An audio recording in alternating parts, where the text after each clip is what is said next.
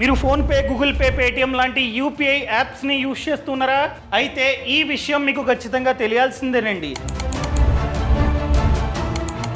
ఎందుకంటే June 16th నుండి యూపీఐలో కొన్ని చేంజెస్ వచ్చాయి. ఆ చేంజెస్ ఏంటో ఈ వీడియోలో పిన్ టు పిన్ నేనైతే ఎక్స్ప్లెయిన్ చేస్తా. దానితో పాటు ఆగస్ట్ 15th నుండి ప్రభుత్వం కొత్తగా ఫాస్ట్ ట్యాగ్ యాన్యువల్ పాస్ ని తీసుకురాబోతుంది. దీని వల్ల ఎవరైతే ఫాస్ట్ ట్యాగ్ ని యూజ్ చేస్తున్నారో వాళ్ళకి చాలా డబ్బు ఆదా అవుతుంది. సో దీని గురించి కూడా ఈ వీడియోలో పిన్ టు పిన్ నేనైతే ఎక్స్ప్లెయిన్ చేస్తా. సో ఈ వీడియోని లాస్ట్ వరకు చూడండి. అంతేకాకుండా ఇంతవరకు ఈ ఛానల్ ని సబ్స్క్రైబ్ చేసుకోకపోతే ఇప్పుడే సబ్స్క్రైబ్ చేసుకోండి. నేను మీ కౌశిక్ మరిడి. ముందుగా యూపీఐ చేంజెస్ ఏంటో చూద్దాం. సో జూన్ 16th నుండి యూపీఐ చాలా ఫాస్ట్ అయింది. దాంట్లో భాగంగా ఫస్ట్ చేంజ్ వచ్చేసి రిక్వెస్ట్ పే టైము చాలా తగ్గింది. ఇంతకు ముందు అనగా జూన్ 16th కంటే ముందు request pay time max to max 30 seconds ఉండేది. కానీ జూన్ 16th తర్వాత అది కాస్త 15 secondsకి తగ్గింది. మీకు డౌట్ వచ్చే ఉంటుంది, ఏంటి రిక్వెస్ట్ పే టైమా అంటే? సింపుల్ అండి. మీరు ఒక షాప్కి వెళ్ళారు, 800 ఖర్చు అయింది. మీరు 800 ఫోన్పే లేదా గూగుల్ పే చేశారు. సింపుల్గా చెప్పాలంటే యూపీఐ చేశారు. ఎగ్జాంపుల్గా ఫోన్పే అనుకుందాం. సో పేమెంట్ చేయగానే ప్రాసెసింగ్ పేమెంట్ అని చెప్పి వస్తుంది. ఇలా వస్తుంది, మీరు చూడొచ్చు స్క్రీన్ మీద.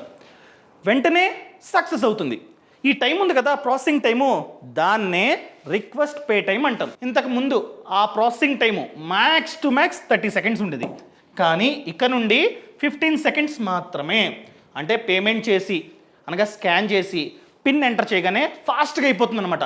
సక్సెస్ అని చెప్పి వచ్చేస్తుంది. సో అది కాస్త 30 seconds నుండి 15 secondsకి తగ్గింది. క్లియర్? ఇది ఫస్ట్ పాయింట్. సెకండ్ వన్ చూసుకున్నట్లయితే చెక్ ట్రాన్సాక్షన్ స్టేటస్ టైం అనేది చాలా తగ్గింది. ఇంతకు ముందు అది 30 seconds ఉంటే జూన్ 16th నుండి అది 10 secondsకి తగ్గింది. ఏంటి చెక్ ట్రాన్సాక్షన్ స్టేటస్ టైమా అంటే ఏంటండి చెప్తా. ఫర్ ఎగ్జాంపుల్ మీరు XYZ అనే పర్సన్కి యూపీఐ చేశారండి. యూపీఐ చేయగానే ప్రాసెసింగ్ అని వస్తుంది. ఇంతకుముందు మాట్లాడుకున్నాం కదా. ప్రాసెసింగ్ వచ్చిన తర్వాత అది మేబీ సక్సెస్ అవ్వాలి లేదా పెండింగ్ లో పడాలి. ఎగ్జాంపుల్గా పెండింగ్ లో పడ్డది, కానీ మీ అకౌంట్ నుంచి డబ్బు అన్నది కట్ అయింది, వాళ్ళకి వెళ్ళలే పెండింగ్లో పడింది. అలా పెండింగ్లో పడి ఉంది. అర్థమైందండి? సో పెండింగ్లో పడిన తర్వాత మీ అకౌంట్ నుంచి డబ్బు అనేది కట్ అయింది కాబట్టి మేబీ వాళ్ళ అకౌంట్లో పడాలి లేదా మన అకౌంట్కి రిఫండ్ రావాలి. సో ఇక్కడ పేమెంట్ చేయగానే ఆ పేమెంట్ సక్సెస్ అయిందా లేదా పెండింగ్లో పడ్డదా అన్న విషయం ఇన్ని రోజులు యూపీఐ మనకి చెప్పడానికి 30 seconds టైం తీసుకునేది. కానీ జూన్ 16th నుండి జస్ట్ 10 seconds మాత్రమే టైం తీసుకుంటుంది. ఒకవేళ పెండింగ్లో పడ్డదా, పెండింగ్లో ఉంది, మీ డబ్బు మీకు రిఫండ్ వస్తుంది అని చెప్పి 10 secondsలో చెప్పాల్సిందే. ఇన్ని రోజులు చాలా టైం తీసుకునేది ఆ స్టేట్మెంట్ ఇవ్వడానికి. అంటే 30 seconds పట్టేది, కొన్నిసార్లు ఎక్కువ టైం పట్టేది.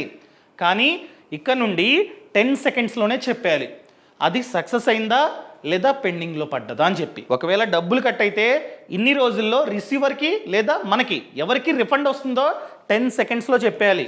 ఎక్కువ టైం తీసుకోవడానికి లేదు. ఇది ఇంకొక అప్డేట్. ఇంకా నెక్స్ట్ వన్ ట్రాన్సాక్షన్ రివర్సల్స్. ఈ ట్రాన్సాక్షన్ రివర్సల్స్ టైం అన్నది ఇంతకు ముందు 30 seconds ఉంటే జూన్ 16th నుండి అది కాస్త 10 secondsకి తగ్గింది. ఏంటి ట్రాన్సాక్షన్ రివర్సల్సా? ఫర్ ఎగ్జాంపుల్ అసలు పేమెంట్ ఎప్పుడు రివర్స్ అవుద్దండి? ఎప్పుడైతే పేమెంట్ ఫెయిల్ అయిందో అప్పుడు మన పేమెంట్ రివర్స్ ప్రాసెస్ స్టార్ట్ అవుతుంది కదా. ఎగ్జాంపుల్గా మీరు ఒక పెట్రోల్ బంక్ వెళ్ళారు, అక్కడ యూపీఐ చేశారు 1000 rupees. ట్రాన్సాక్షన్ ఫెయిల్ అయింది, ఏదో కారణం చేత ట్రాన్సాక్షన్ ఫెయిల్ అయింది, కానీ మీ ఖాతా నుండి డబ్బులు కట్ అయ్యాయి. ఇక్కడ ట్రాన్సాక్షన్ ఫెయిల్ అయింది కనుక రివర్స్ ప్రాసెస్ అన్నది స్టార్ట్ అవుతుంది. కొన్నిసార్లు ట్రాన్సాక్షన్ ఫెయిల్ అయిన వెంటనే డబ్బు అనేది రిఫండ్ వచ్చేస్తుంది. వచ్చిందా? వచ్చే ఉంటుంది. సో దానికి ఇన్ని రోజులు 30 seconds టైం పట్టేది. ఇలా రివర్స్ ప్రాసెస్ స్టార్ట్ అవడానికి 30 seconds టైం పట్టేది. ఈ 30 secondsలో సిస్టమ్ ఏం చేస్తుందంటే మన అకౌంట్ నుంచి డబ్బులు కట్ అయ్యాయా?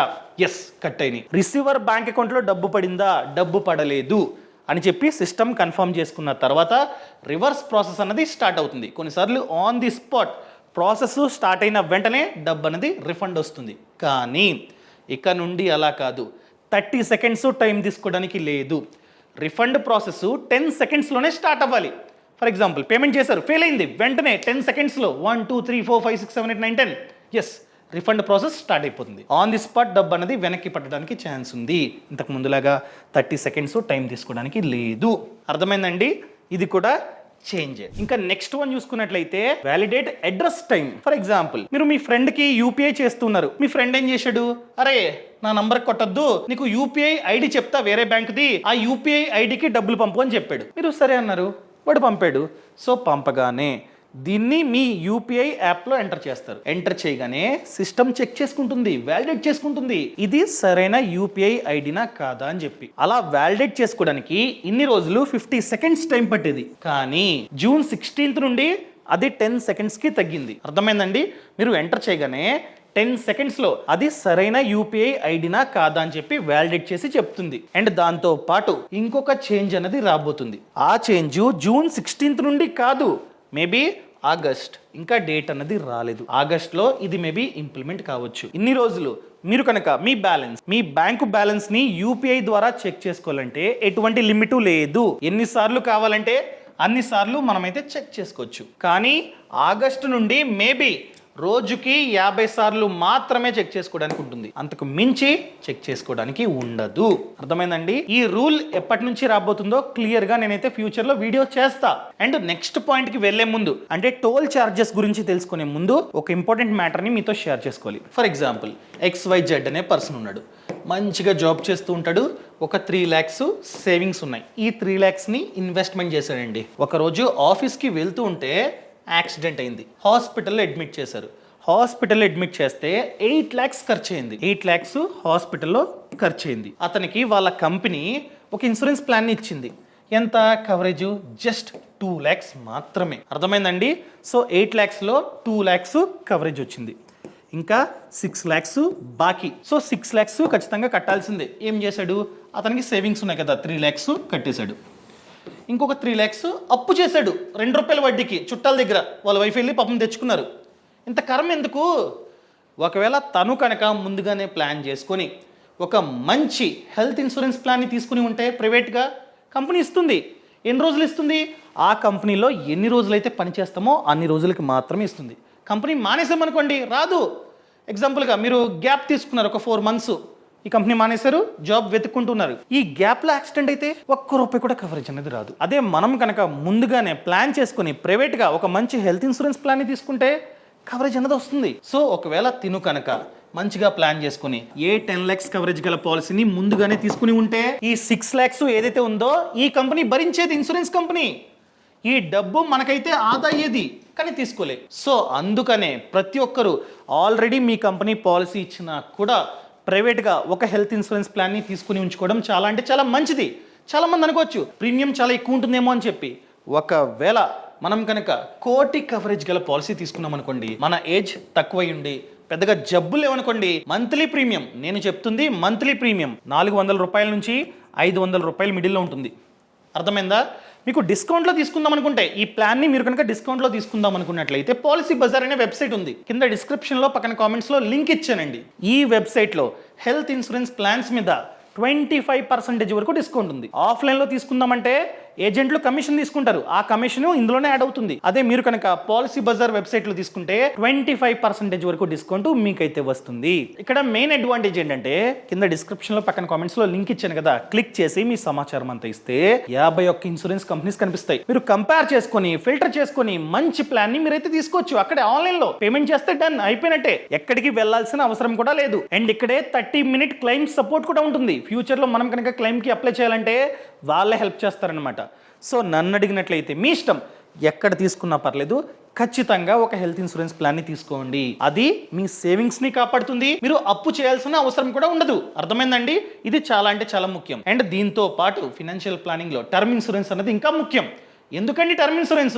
ఇప్పుడు మంచిగా జాబ్ చేస్తున్నారు, డబ్బు వస్తుంది, మంచిగా పిల్లల్ని స్కూల్లో అడ్మిట్ చేశారు, మీ పేరెంట్స్ ని మీరే చూసుకుంటూ ఉంటారు, మీ వైఫ్ హౌస్ వైఫ్, మీ ఇన్కమ్ మీద అందరూ డిపెండ్ అయి ఉన్నారు. పొరపాటున మీకు ఏదైనా అయితే మీ ఫ్యామిలీ సిచ్యువేషన్ ఏంటి? అదే మీరు కనుక మంచి టర్మ్ ఇన్సూరెన్స్ కంపెనీ వద్ద 2 కోట్ల కవరేజ్ గల ప్లాన్ ని తీసుకున్నారనుకోండి, టర్మ్ ఇన్సూరెన్స్, రేపు మీకు ఏదైనా జరిగితే బీమా సంస్థ మీ కుటుంబానికి 2 కోట్లు ఇస్తుంది. ఆ డబ్బుతో ఆల్రెడీ మీకు లోన్స్ ఉన్నట్లయితే క్లియర్ చేస్తారు. ఫర్ ఎగ్జాంపుల్, ₹1 కోటి హోమ్ లోన్ రన్ అవుతుంది. సో ఈ డబ్బు రాగానే మీ ఫ్యామిలీ క్లియర్ చేస్తుంది. అక్కడతో ఈఎంఐస్ కట్టాల్సిన అవసరం లేదు, ఇల్లు మీదే, అంటే మీ వైఫ్ దే. ఫ్యూచర్ లో ఈఎంఐస్ కట్టాల్సిన అవసరం లేదు. అదే మనం కనుక ఇలా ప్లాన్ చేసుకోలేదు అనుకోండి, ఈఎంఐస్ ఎవరు కడతారు? ఈఎంఐస్ కట్టకపోతే బ్యాంక్ వచ్చి స్వాధీనం చేసుకుంటుంది. సో ఇంత డబ్బు వస్తుంది కనుక మన పిల్లలు మంచి స్కూల్కే వెళ్తారు, మనం లేకపోయినా కూడా. ఇలా ఆలోచించి మీరు అడ్వాన్స్గా ప్లాన్ చేసుకొని తీసుకోండి. సో దీనికి కూడా చాలా ఎక్కువ ఉంటుందేమో అనుకోవచ్చు. 2 కోట్ల కవరేజ్ గల పాలసీ, ఒకవేళ మీ ఏజ్ తక్కువ అనుకోండి, మంత్లీ ప్రీమియం చూసుకున్నట్లయితే 600 నుంచి 700 మిడిల్లో ఉండొచ్చు, depends upon age and habits అండి. అర్థమైందా? మళ్ళీ అడగొచ్చు డిస్కౌంట్లో తీసుకుందాం అనుకుంటున్నాం, ఎలా? సింపుల్, కింద డిస్క్రిప్షన్లో పక్కన కామెంట్స్లో లింక్ ఇచ్చానండి. క్లిక్ చేసి మీ సమాచారం అంతా ఇస్తే మళ్ళీ 51 ఇన్సూరెన్స్ కంపెనీస్ కనిపిస్తాయి. కంపేర్ చేసుకొని, ఫిల్టర్ చేసుకుని, కంపేర్ అంటే క్లైమ్ సెటిల్మెంట్ రేషియో, ఫిల్టర్ నొక్కండి, వచ్చేస్తుంది. ఏ కంపెనీకి అయితే క్లైమ్ సెటిల్మెంట్ రేషియో ఎక్కువ ఉందో ఆ కంపెనీ కనిపిస్తుంది. సో క్లిక్ చేసి డైరెక్ట్గా తీసుకోండి. బయటతో కంపేర్ చేస్తే ఈ వెబ్సైట్లో 15% వరకు డిస్కౌంట్ కూడా మీకైతే వస్తుంది. అండ్ దాంతో పాటు 24/7 క్లైమ్ అసిస్టెన్స్ సపోర్ట్ కూడా ఉంటుంది. ఫ్యూచర్లో క్లైమ్కి అప్లై చేయాలంటే మీ కుటుంబ సభ్యులు ఈ పాలసీ బజార్ వాళ్ళు ఖచ్చితంగా హెల్ప్ చేస్తారు. నన్ను అడిగినట్లయితే ఒక హెల్త్ ఇన్సూరెన్స్, ఒక టర్మ్ ఇన్సూరెన్స్ ఖచ్చితంగా తీసుకోండి, మీకోసమే. ఒకవేళ చెక్ చేసుకుందాం అనుకున్నట్లయితే లింక్స్ ఇచ్చాను కదా, క్లిక్ చేసి మీ సమాచారం అంతా ఎంటర్ చేయండి. అదే చూపిస్తుంది రేట్ ఎంత. ఫర్ ఎగ్జాంపుల్ ఈ కంపెనీ ఇంత రేటు, ఈ కంపెనీ ఇంత రేటు, అంతా అక్కడే వస్తుంది అనమాట. సో నన్ను అడిగినట్లయితే ఒకసారి చెక్ చేసుకోండి. చెక్ చేసుకున్న తర్వాత వాళ్ళు కాల్ చేస్తారు. సో వాళ్ళకి చెప్పండి మీ రిక్వైర్మెంట్, వాళ్ళే మంచి ప్లాన్ని మీకైతే చెప్తారనమాట. క్లియర్? ఇంకా నెక్స్ట్ పాయింట్ చూసుకున్నట్లయితే ఆగస్ట్ 15 నుండి ఫాస్టాగ్ యాన్యువల్ పాస్ వస్తుంది. ఏంటి ఫాస్టాగ్ యాన్యువల్ పాసా? ఇన్ని రోజులు చూసుకున్నట్లయితే ఫాస్టాగ్ ఉంటుంది కార్కి, రీఛార్జ్ చేసుకుంటూ ఉంటాం. ఎగ్జాంపుల్ గా మీరు హైదరాబాద్ నుంచి బెంగళూరు వెళ్ళాలి. హైదరాబాద్ నుంచి బెంగళూరు వెళ్ళాలంటే 8 టోల్ గేట్స్ ఉన్నాయి. ఓఆర్ఆర్ గురించి చెప్పట్లా, ఔటర్ రింగ్ రోడ్ ని మర్చిపోండి, తనకి రాదు ఇది. ఓన్లీ నేషనల్ హైవేస్ కి మాత్రమే వర్తిస్తుంది. సో ఓఆర్ఆర్ కాకుండా 8 టోల్స్ ఉన్నాయి. నేను కనుక హైదరాబాద్ నుంచి బెంగళూరు వెళ్ళాలంటే 1000 రూపాయలు ఖర్చు అవుతుంది.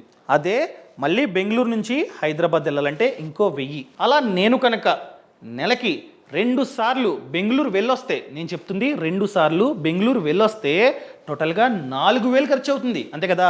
ఒకసారి వెళ్ళాను 1000, వచ్చాను 1000, ఇంకోసారి వెళ్ళాను, ఇంకోసారి వచ్చాను, టోటల్గా 4000 ఖర్చు అవుతుంది. అదే నేను కనుక ఆగస్ట్ 15 తర్వాత, ఎందుకంటే ఆగస్ట్ 15 తర్వాతే ఈ ఆప్షన్ వస్తుంది. ఆగస్ట్ 15 తర్వాత NHAI వెబ్సైట్లోకి వెళ్ళి ఈ పాస్, ఏం పాస్ అండి? ఫాస్టాగ్ యాన్యువల్ పాస్ తీసుకుంటే ఈ పాస్ మనకి రావాలంటే 3000 ఖర్చు అవుతుంది. ఒక్కసారి మీరు కనుక 3000 కడితే ఈ పాస్ అన్నది ఆటోమేటిక్గా మన ఫాస్టాగ్కి లింక్ అయిపోద్ది. ఒక్కసారి లింక్ అయిన తర్వాత ఏ రోజైతే పేమెంట్ చేశారో ఆ రోజు నుంచి 1 ఇయర్ పాటు ఎన్ని టోల్ ప్లాజాస్ ఉన్నా దాన్ని క్రాస్ చేయొచ్చు ఫ్రీగా. ₹1 కూడా మీ ఫాస్టాగ్ నుండి కట్ అవ్వదు. ఇక్కడ కండిషన్ ఏంటంటే ఓన్లీ నేషనల్ హైవేస్ మీద ఉన్న టోల్ ప్లాజాస్కే ఇది వర్తిస్తుంది. 1 ఇయర్ పాటు నేషనల్ హైవేస్ మీద ఉన్న ఎన్ని టోల్ ప్లాజాస్ అయినా క్రాస్ చేయొచ్చు. జస్ట్ స్కాన్ చేసుకుంటుంది, గేట్ ఓపెన్ అయిపోతుంది, వెళ్ళిపోవచ్చు. ₹1 కూడా కట్ అవుతుంది. ఎందుకంటే మీరు ముందుగానే యాన్యువల్ పాస్ తీసుకున్నారు, సంవత్సరానికి తీసుకున్నారు, సంవత్సరానికి 3000 కట్టేశారు. అర్థమైందండి? ఇక్కడ ఇంకో చిన్న కండిషన్ ఉంది. ఏంటంటే 1 year are up to 200 trips. అర్థమైందండి?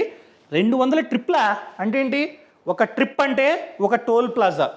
ఎగ్జాంపుల్గా ఒక టోల్ ప్లాజాని క్రాస్ చేశారు, ఒక ట్రిప్ అయిపోయినట్టే. అర్థమైందండి? మీరు అడగొచ్చు ఏంటి 200 ట్రిప్లా, ఇదేం కండిషను? ఎలా చూసుకున్నా కూడా మనకే డబ్బు ఆదా.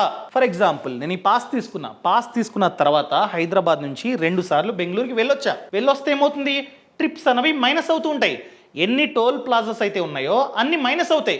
ఎగ్జాంపుల్గా నేను హైదరాబాద్ నుంచి బెంగళూరు వెళ్ళా, 8 టోల్ ప్లాజాలు ఉన్నాయి. మళ్ళీ బెంగళూరు నుంచి హైదరాబాద్ వెళ్ళా, ఇంకో 8 ఉన్నాయి. మళ్ళీ హైదరాబాద్ నుంచి బెంగళూరు వెళ్ళా, ఇంకో 8 ఉన్నాయి. మళ్ళీ బెంగళూరు నుంచి హైదరాబాద్ వచ్చేసా, 8. సో 8 4 32. సింపుల్గా 200 నుండి 32 ట్రిప్స్ అనేవి మైనస్ అవుతాయి.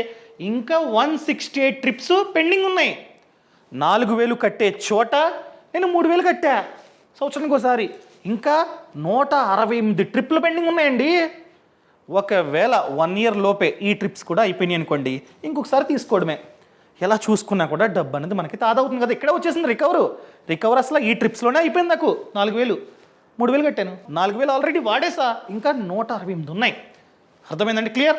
ఇదన్నమాట మ్యాటర్. అండ్ ఇంకో కండిషన్ అండి, లాస్ట్ కండిషన్. ఇది ఓన్లీ కార్స్కి మాత్రమే, అది కూడా వైట్ బోర్డ్ కార్స్కి మాత్రమే. క్యాబ్స్కి, లారీస్కి, బస్సెస్కి ఇదైతే వర్తించదు. Only white board cars. ఈ సమాచారం మీకు నచ్చినట్లయితే దయచేసి కింద నచ్చలేదు అని చెప్పి కామెంట్ చేయండి. Thank you so much. And Policybazaar link health ఇన్సూరెన్స్ది, టర్మ్ ఇన్సూరెన్స్ది కింద డిస్క్రిప్షన్లో పక్కన కామెంట్స్ ఇచ్చా, చెక్ చేసుకోండి. Thank you so much. Thanks for watching. Jai Hind. Boss వాలా, బీ ద బాస్.